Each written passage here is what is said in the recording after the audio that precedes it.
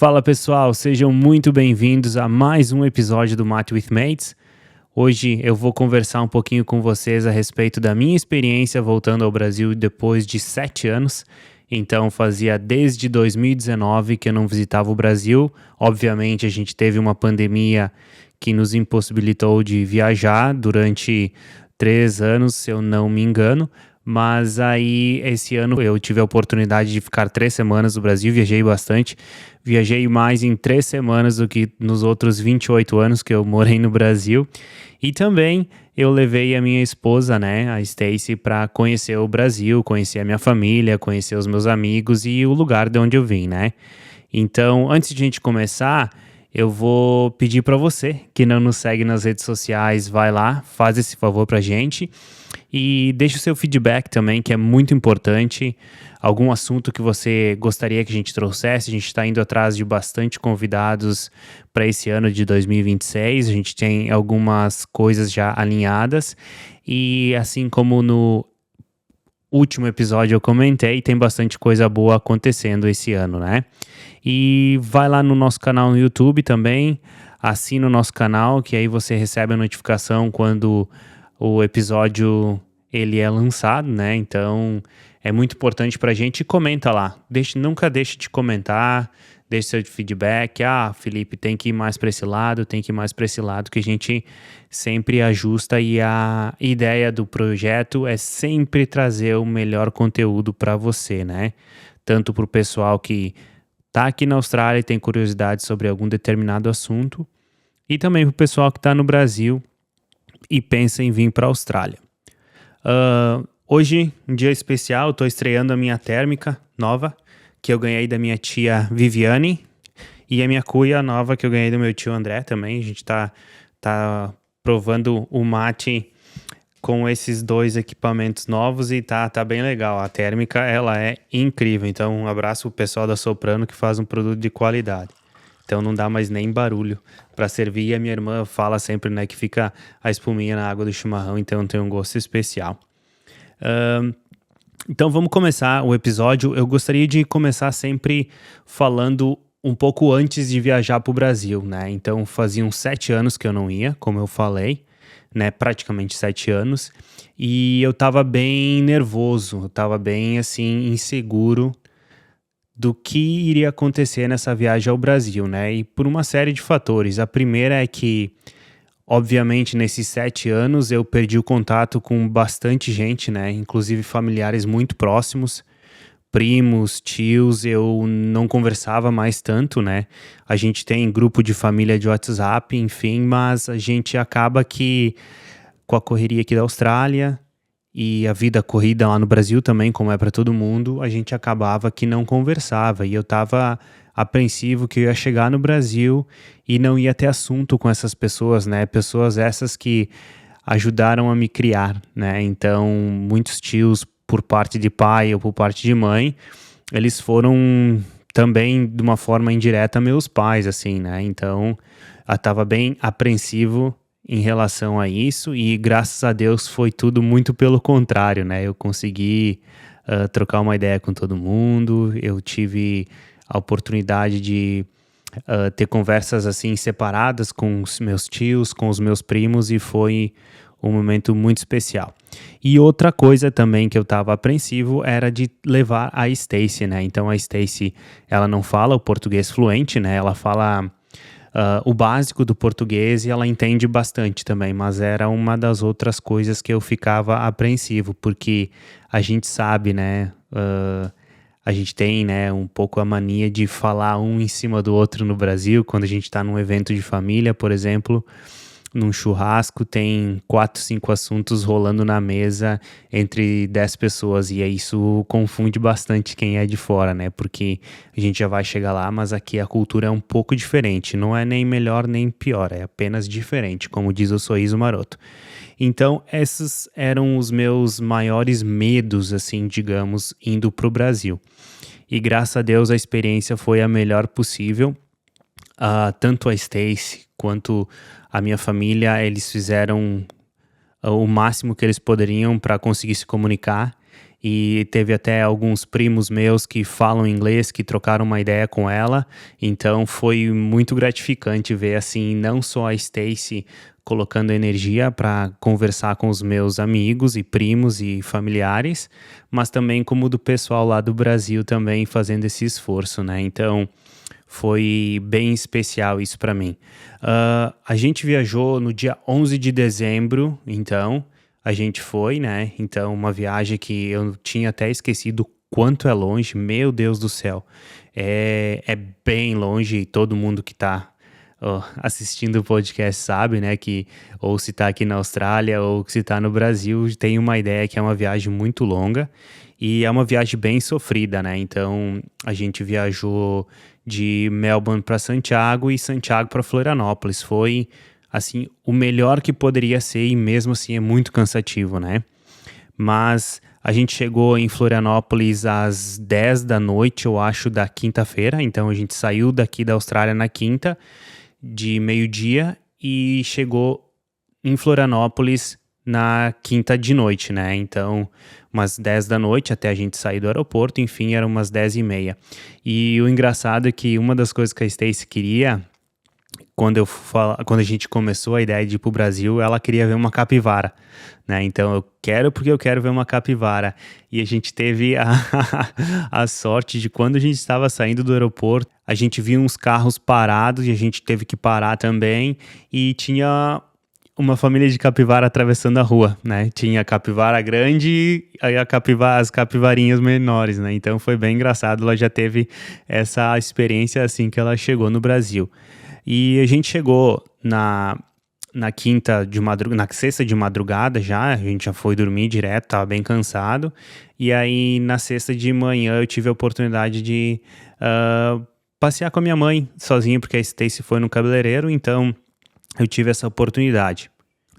E ali eu já conversei bastante com a minha mãe e obviamente, né, esse medo que eu comentei antes de não ter assunto com a minha família era mais com os meus tios e primos e amigos também, mas a minha mãe e o meu pai, obviamente, eles vieram pra cá em abril e a gente conversa toda semana, então a gente tem sempre essa intimidade, a gente mantém, né? Pai e mãe, né?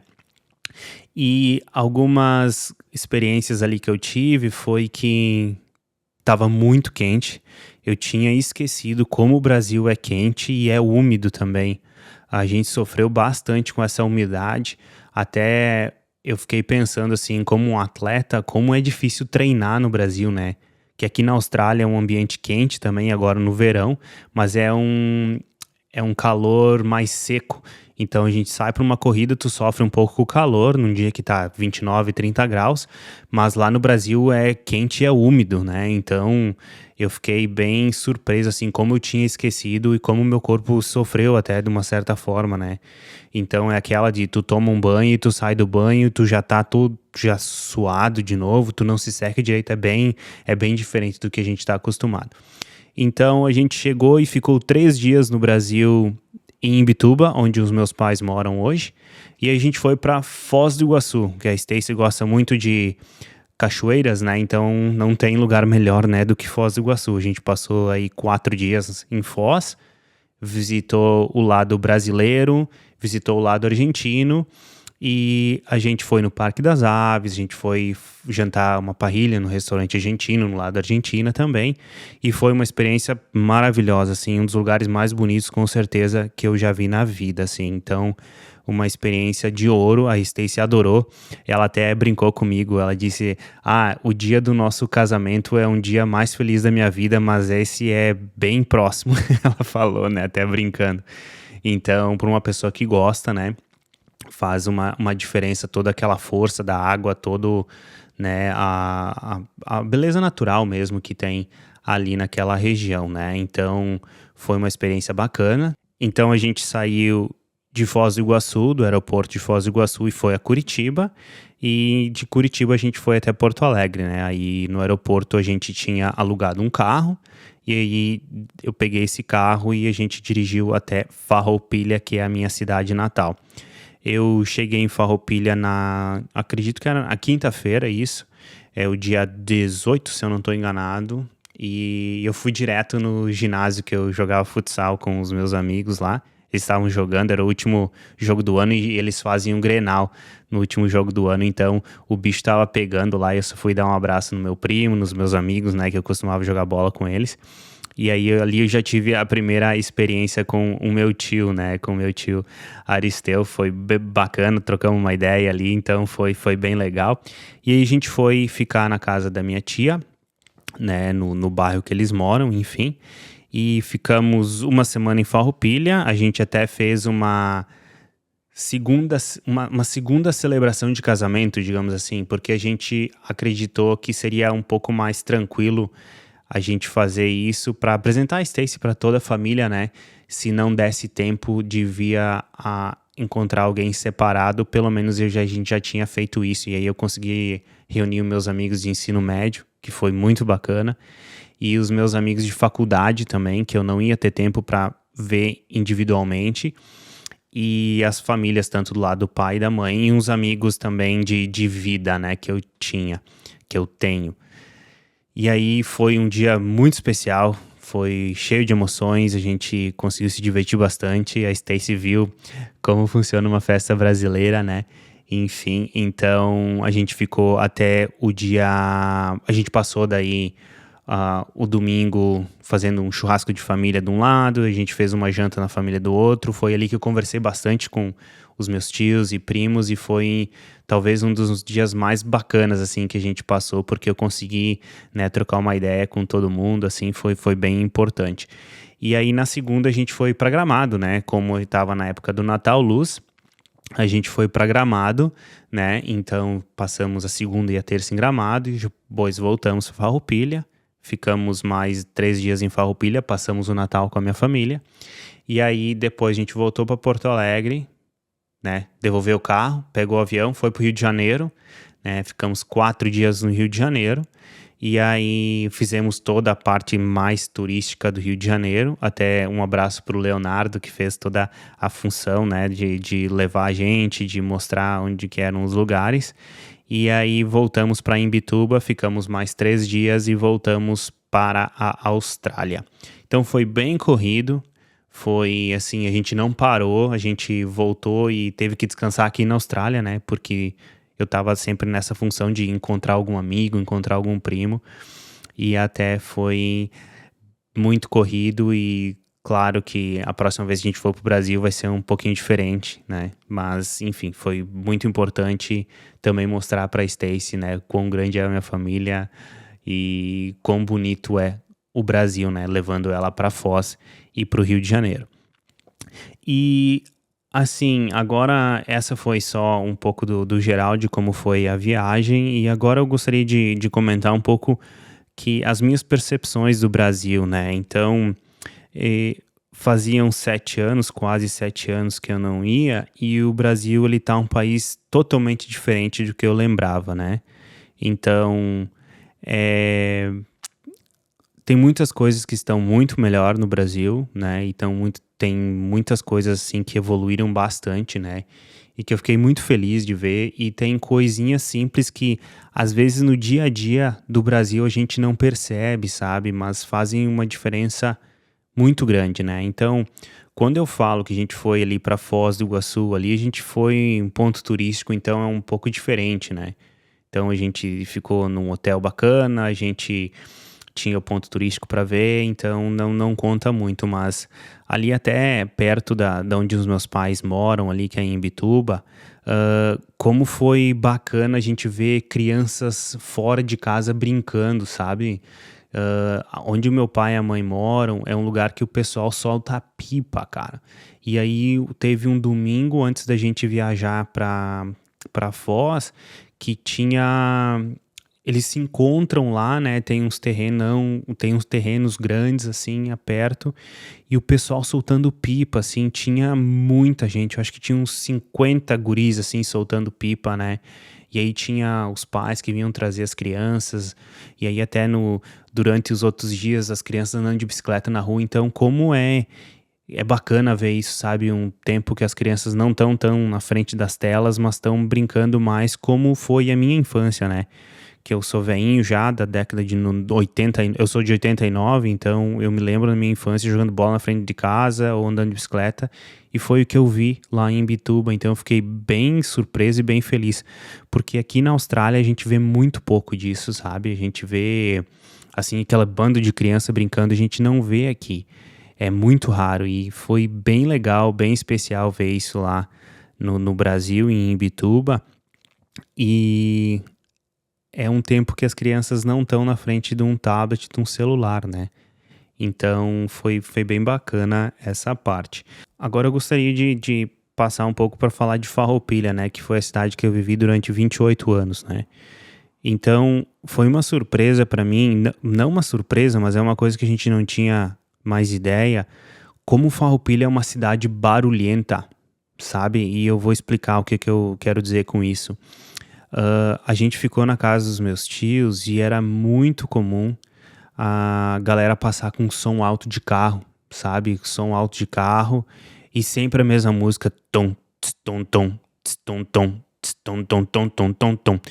Eu fiquei impressionado, assim, sabe? Com esse barulho, assim, sabe? E, cara, a galera não tá nem aí a hora. É, 10 da manhã até 3, 4 da manhã, a galera não tá nem aí. E também a quantidade de galera com moto, sabe? Eu vi os vídeos no Instagram, assim, os memes dos caras brincando com a moto, fazendo barulhão de moto. E eu pensava, bah, a galera tá exagerando, né? Mas não, é verdade, é aquele barulhão ali mesmo e a gente fica mal acostumado aqui, né? Porque aqui é tudo muito silencioso. E aí a gente teve bastante problema pra dormir pelo barulho externo, sabe? Da cidade mesmo, assim. E foi bem. Foi um choque, assim, que eu vivia naquela cultura e a gente não se dá conta quando tu tá inserido, né? Eu não tô falando que é certo ou que é errado, mas é uma das peculiaridades, assim, principalmente que eu vi ali em Farroupilha, né?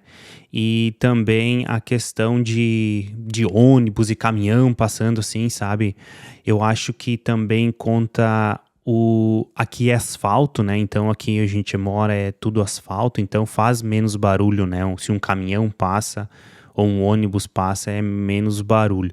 E lá tem bastante calçamento, né? Então o barulho acaba sendo bem maior. Então Farroupilha é uma cidade bem barulhenta.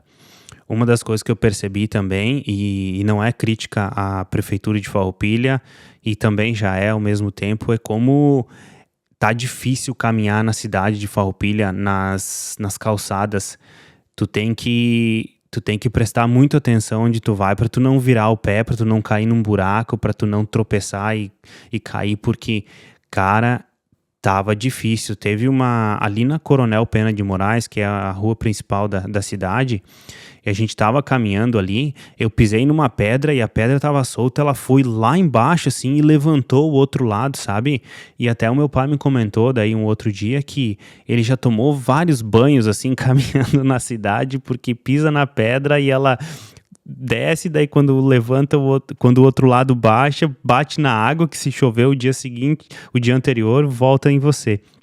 Então, como é difícil, sabe, caminhar assim na calçada, no, lá em Farroupilha principalmente. E daí veio uma coisa que eu pensei assim, cara, é por isso que as crianças não têm carrinho, as mães não têm carrinho de bebê, porque tu não tem como caminhar com carrinho de bebê no centro de Farroupilha, e Farroupilha é uma cidade rica, né? Então aqui, tu vê aqui, todo mundo tem um ou dois carrinhos de bebê para poder caminhar e dependendo onde vai é um carrinho diferente, porque as calçadas aqui a gente consegue caminhar, então são coisas simples que a gente não pensa no dia a dia, né?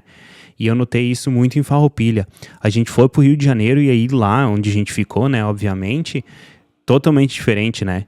A gente ficou ali na Zona Sul, então as calçadas ali todas preparadas para o turismo, né? Então, totalmente diferente. Mas, assim, duas coisas que a gente notou, como Farroupilha é uma cidade barulhenta e quão é difícil caminhar nas calçadas, né? E aí vem uma coisa também para Garopaba, que a gente foi pro centro de Garopaba, como é difícil também lá. Porque Garopaba tem lugar que nem calçada tem, né? Então, você tem que caminhar meio que na rua, assim. Então, bem interessante como a gente acaba esquecendo esses detalhes, né? A respeito de Gramado, Gramado já é uma cidade mais preparada para o turismo, né? Então, uma cidade que ainda mais chega na época de dezembro ali, foi uma cidade muito bonita, uma cidade assim toda preparada para o turismo, né? A gente ouviu muito pouco do sotaque gaúcho na rua, né? Quem era gaúcho lá era eu e um amigo meu, os amigos meus que estavam com a gente, porque o resto é todo sotaque de todos os outros estados do Brasil, menos o Rio Grande do Sul, né? E a gente até entende o porquê, né? Porque os preços de Gramado, eu acho que entre ir para Gramado e para Suíça, eu acho que a diferença é muito pouco, né? No valor, no valor de uma janta, no valor de um café, alguma coisa desse tipo. Mas esse é um dos outros pontos que eu notei no Brasil, como as coisas estão caras. Mas vamos lá, enfim, algumas questões do custo de vida que eu anotei aqui. O salário mínimo do Brasil, se eu não me engano, hoje ele está em R$ 1.621 mensais, o que dá mais ou menos R$ 7,37 por hora, né? E o valor do salário mínimo aqui na Austrália, ele está em 3.792 dólares por mês, ou seja, 24 dólares 95 centavos por hora. Isso são valores brutos, sem pagar imposto, sem nada, é só o valor da hora. Uh, Obviamente eu não vou entrar em questão de o dólar vale 13,70, nada, eu vou falar só o valor de real comparado com real e dólar comparado com dólar, que é o famoso poder de compra, né? A primeira coisa que eu anotei aqui foi o valor de um carro no Brasil, né? O carro no Brasil, olha, gente, quem tem carro no Brasil tem que tirar o chapéu, porque caramba, um carro que tem lá no Brasil e tem aqui na Austrália também, eu fiz a comparação, que é uma T-Cross, né? Uma SUV pequena da Volkswagen. Uma T-Cross aqui na Austrália, a top de linha, que é chamada aqui a Airline, 2025 ela custa 48.502 dólares, né? E uma T-Cross Extreme 250 TSI no Brasil, ela custa R$ 203.490. Ou seja, aqui na Austrália, com salário mínimo, com 13 meses de salário mínimo, você consegue comprar uma T-Cross, ou seja, 390 dias. No Brasil, praticamente o mesmo carro, também com salário mínimo, você demoraria 125 meses para comprar esse carro, ou seja, 3.750 dias. Então é praticamente 10 vezes mais o mesmo carro. De novo, isso é valor bruto, sem pagar imposto. Tem imposto alto no Brasil, também tem imposto alto aqui na Austrália. Outra coisa que eu anotei aqui que eu fiquei bem curioso e mandei até mensagem para meus amigos. Eu gosto um pouco de esporte, né? Eu gosto de correr. O tênis top de linha, o tênis do dia da prova, o chamado Nike Alpha Fly. Aqui na Austrália ele custa 400 dólares, que é o tênis, que eu acho bem caro e é um tênis que dura 100 quilômetros, então é bem caro. O valor do quilômetro por dólar desse tênis é muito caro, mas é um tênis de performance, né? Então, ou seja, aqui na Austrália a gente demora 16 horas para pagar o valor do tênis. O mesmo tênis no Brasil, eu encontrei num shopping que a gente foi no Rio de Janeiro, ele tá R$ 2.500, ou seja, 339 horas de trabalho. Ou seja, você que corre lá no Brasil, você tá ferrado se vai comprar um tênis de alta performance. E assim, tem gente que tem, por isso que eu falei, né, que esse gap ele tá ficando cada vez maior. Outras coisas que eu notei também é que a bebida alcoólica e o cigarro é muito mais barato no Brasil, né? Eu não vou trazer números aqui, mas eu calculo que seja mais ou menos um terço do preço aqui da Austrália a bebida alcoólica e o cigarro provavelmente é 10%, né? Então, uma coisa bem interessante, o custo de vida. E a gente não vê melhora de maneira nenhuma, né? Muito pelo contrário. E aí eu não estou entrando em governo, em a direita, a esquerda, porque até uma coisa interessante, eu acredito que esse ano é um ano de eleição e dá muita briga entre, né, ideologia política e coisa, e eu acredito que, eu já falei no outro vídeo, quem ganha são eles, tá? Quanto mais gente de direita tiver dando pau na esquerda, quanto mais gente de esquerda tiver dando pau na direita, quanto mais a gente falar todo mundo assim e transformar tudo em briga política, quem ganha são eles. tá? Porque eles não estão nem aí para vocês. Eu acho que eles são os que mais se beneficiam com essa polarização. Enfim, passou. Custo de vida, então, no Brasil tá bem complicado, então a galera tá tendo que se virar. E eu acredito que se você falar com um australiano aqui, eles estão reclamando do custo de vida, mas eles não têm ideia do que é um custo de vida alto. Eu brinco com isso, brinco, né? Eu falo isso todos os dias aqui para patroa. Principalmente no Rio de Janeiro também a gente percebeu como o povo carioca é um povo feliz, sabe? E é uma coisa que até é bem diferente daqui, porque a gente parece estar sempre correndo atrás de alguma coisa. Sempre o que eu posso fazer para ganhar mais, o que eu posso fazer para ser mais produtivo. Ah, não tem tempo de descansar, tem que seguir aquela regra todos os dias, aquela rotina fixa e tal. E a gente foi lá, claro que era uma época de férias, mas a galera pegava uma caixa de isopor e ia pra praia com cerveja, com sanduíche, ficava lá o dia inteiro, cara. E assim, ó, felizão da vida.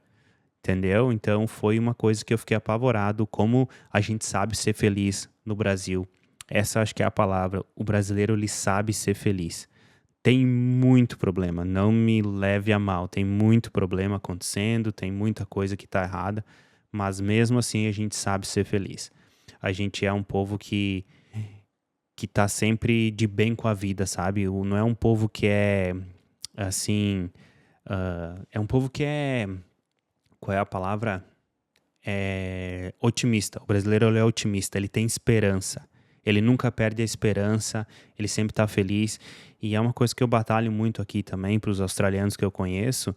Eu falo para eles, cara, para que vocês se estressam com alguma coisinha do trabalho ou um carro que te fechou no trânsito? Lá na frente você vai ter um problema real de saúde, algum familiar vai ter uma doença, alguma coisa.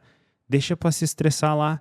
Não se estressa agora com coisa pequena, sabe? Guarda essa energia, vive bem agora enquanto tá tudo certo, porque lá na frente vai precisar dessa energia para uma batalha realmente difícil. Então é uma coisa que a gente já sabe, né? Mas é sempre bom reforçar que nós, como brasileiros, a gente sabe ser feliz. Então foi bem legal ver essa questão. Agora, questão de segurança. A gente sempre reclama como é inseguro o Brasil. Uma das questões que eu sempre peço o pessoal no podcast é por que o pessoal fez essa mudança de sair do Brasil, sair de uma vida lá para vir para cá. Geralmente, a segurança é o item mais mencionado, sabe? De novo, eu fui em lugares muito turísticos, né? Eu só frequentei ali, principalmente no Rio, os pontos turísticos do Rio, e a gente não se sentiu inseguro em nenhum momento. Eu me senti muito seguro no Rio, eu me senti muito seguro em Foz, em Farroupilha, em Gramado, então a gente não teve problema nenhum. Continua sendo, né, a nossa visão, obviamente, lugares turísticos, mas a gente se sentiu muito seguro lá no Brasil. E foi interessante porque quando a gente estava lá na casa dos meus pais, aconteceu esse problema aqui em Bondi, né? Então são coisas que às vezes é ter perspectiva do que está acontecendo realmente, né? Então foi isso, né? Foi essa nossa experiência no Brasil. Eu espero do fundo do coração que eu consiga voltar, né? Logo. A gente também acaba esquecendo como é difícil dar tchau, né? Fazem 8 anos, né, que eu moro aqui e a gente meio que perde a noção como é difícil, né? Tu ir num almoço de família e tu dar um abraço nos teus tios, nos teus primos e falar que até a próxima. E é uma coisa que embrulha o coração, embrulha a garganta, né? E é muito difícil, né? Mas é uma escolha que a gente fez de estar aqui, tá construindo a vida aqui agora, né? Para você que ficou até agora, meu muito obrigado. Eu espero que vocês tenham gostado. Essa é só a minha opinião de como foi voltar para o Brasil depois de tanto tempo. E fica ligado que na próxima semana a gente vai ter um convidado bem bacana. A gente vai voltar, né, com as nossas entrevistas tradicionais e eu espero que esse ano a gente consiga entregar um conteúdo ainda com mais qualidade, a gente continue crescendo a nossa comunidade brasileira, a gente talvez consiga fazer alguma viagem para gravar numa outra cidade da Austrália, né, com alguns outros públicos, né, que a gente tem aqui no país. E é isso aí. Então tá, galera, até a próxima.